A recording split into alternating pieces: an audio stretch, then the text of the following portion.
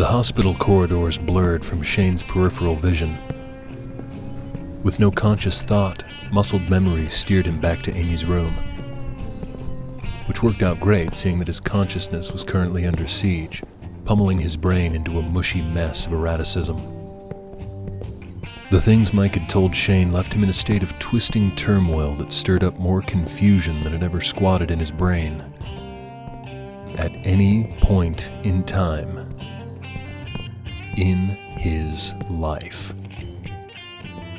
Even Vicky's untimely death, a great sorrow of his own making, made more logical sense than the events of the last 24 hours.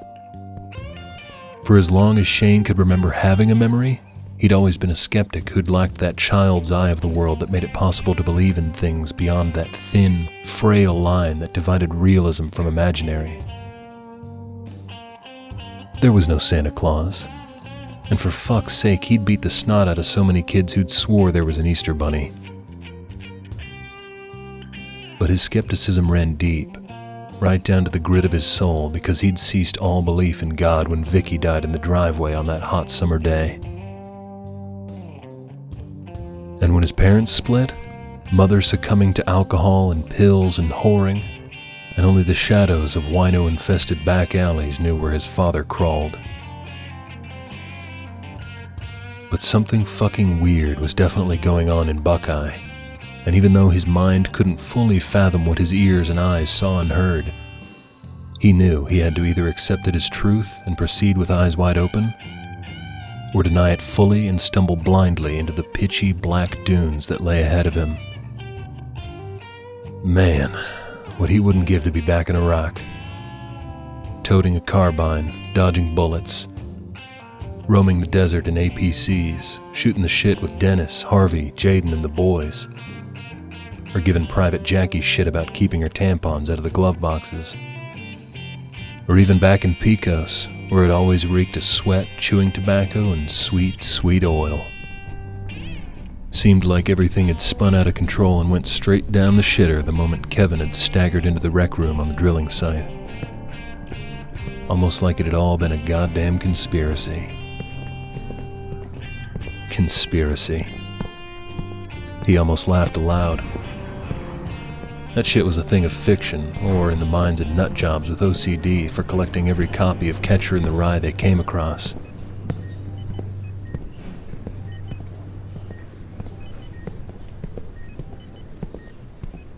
When Shane turned the final corner, he saw Roxy getting pushed from Amy's room. The nurse gave Shane a cursory glance, looking somewhat alarmed before quickly disappearing behind Amy's closed door. Roxy took both his hands in hers. She started shaking and making all sorts of wild noises. My daddy's hogs never made snorting like what I just heard coming from that sweet girl. She shook her head and caused more silver hair to flip in front of her face. Just ain't right. We're gonna need to pray something awful for that girl till the good Lord touches her. Probably some twisted side effect of that damn stone in her chest. Shane sucked in a deep, calming breath, which proved not to be all that calming. She was asking for someone named Isaac.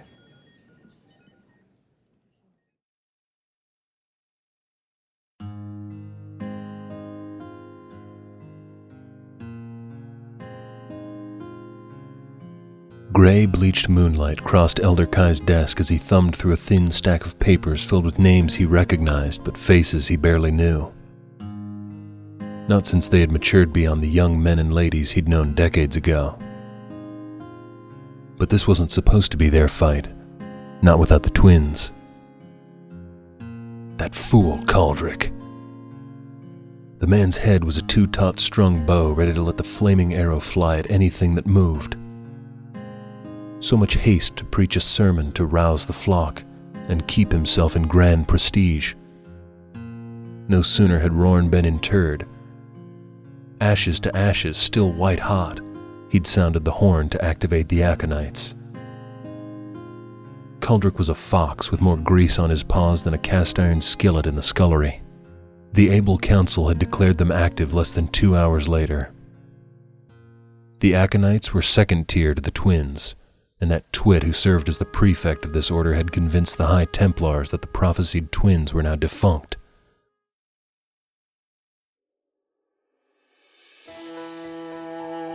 Defunct. Oh, but the twins were anything but defunct. They were alive and well. Plan B. The fools went to Plan B. He carefully nestled the papers into a rucksack next to his desk. How long would they give him before they escorted him away from the compound? Would the High Templars even allow him to plead his case? Or had Caldric already sworn them into his corrupted corner with a slick smile and fetching handshake? They could send him away all they pleased, toss confetti and blow their horns to celebrate his departure, and bust the soles of their clogs.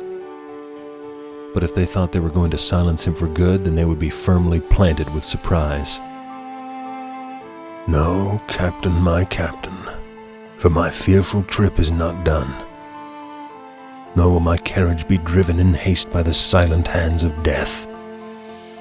For these bones of mine have much labor left. Who's there? It's Nora, Elder. At length, Kai crossed the room, not even bothering to button his shirt before swinging the door open. Come in.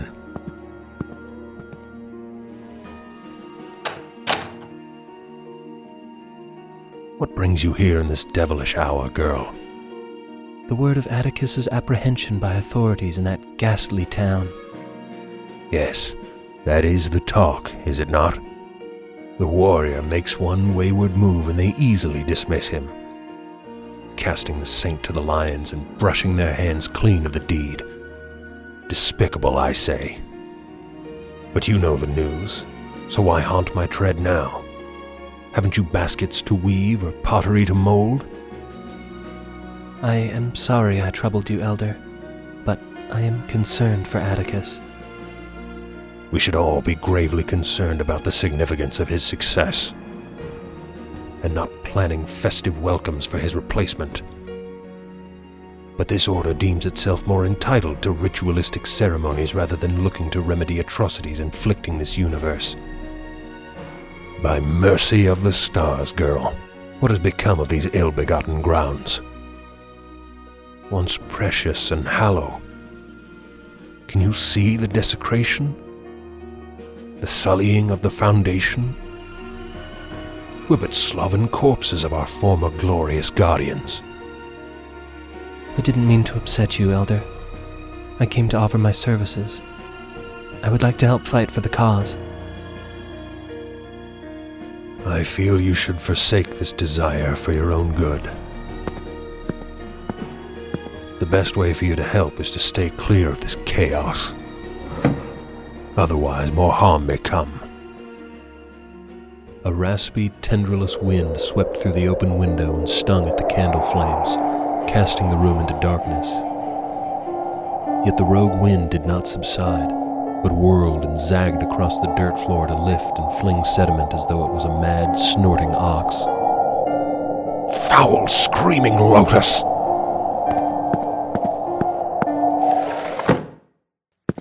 He relit the candle.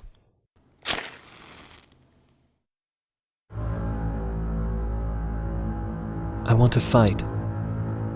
And I can fight. But not under these mumpsomous ideologies that this order clings to. I know what you desire, Nora. And if you refuse to reject yourself from this tangled chaos, then... Then what, Elder? Her lithe yet firm hands clasped the sleeve of his shirt. Tell me, please. Elder Kai slowly pulled away from the young woman. Seek the Aconite named Jordal, and pursue him without resignation. A deep starlit gleam filled her beautiful young eyes as she nodded. Thank you, Elder. I knew I could count on you. When she embraced him, Raiden nearly shivered. Nora turned away, spinning on her heel. With a zealous jerk, she yanked open the door and raced from the room in a haste of hope and attainment.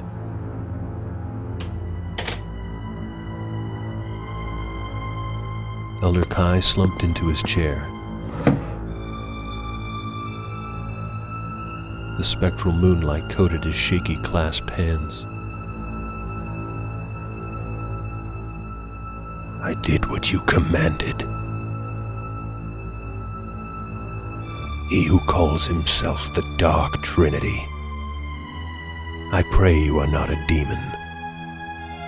At the very least, for that girl's sake.